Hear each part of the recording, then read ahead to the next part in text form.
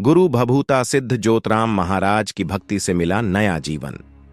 ये सच्ची घटना उत्तर प्रदेश के गाजियाबाद जिले की है, जहां रोहित अपनी पत्नी सुमन के साथ खुशहाल जीवन बिता रहा था।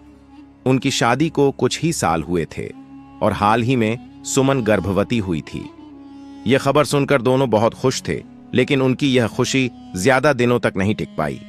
कुछ महीनों बाद अचानक सुमन का बच्चा गर्भ में ही खत्म हो गया। इस घटना ने सुमन को अंदर से तोड़कर रख दिया।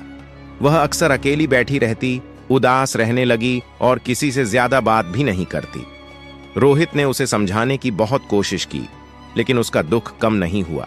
समय बीतने के साथ साथ सुमन के व्यवहार में अजीब बदलाव आने लगे। कभी कभी वह आधी रात को डरकर जाग जाती, तो कभी बहकी बहकी बातें करती। घर में अजीब सा माहौल बन गया था। रोहित सुमन की इन हरकतों को देखकर बहुत चिंतित रहता। उसने सुमन को कई डॉक्टरों को दिखाया, झाड़ फूंक भी करवाई, लेकिन कोई फायदा नहीं हुआ। धीरे धीरे समस्या बढ़ती गई। एक दिन जब रोहित किसी जरूरी काम से घर से बाहर गया था, लौटने पर उसने देखा कि सुमन ने फांसी लगाकर आत्महत्या कर ली। यह दृश्य देखकर वह पूरी तरह टूट गया। पहले उसका बच्चा उससे छिन गया था और अब उसकी पत्नी भी उसे छोड़कर चली गई थी। इस दोहरे सदमे ने रोहित को पूरी तरह से बदल दिया।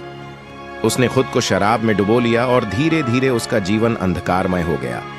लेकिन रोहित की परेशानियां यहीं खत्म नहीं हुई। अब रात में सोते समय उसे अपनी चारपाई के साथ 4-5 और चारपाइयां दिखाई देने लगीं, जिन पर कुछ अजनबी लोग लेटे होते थे।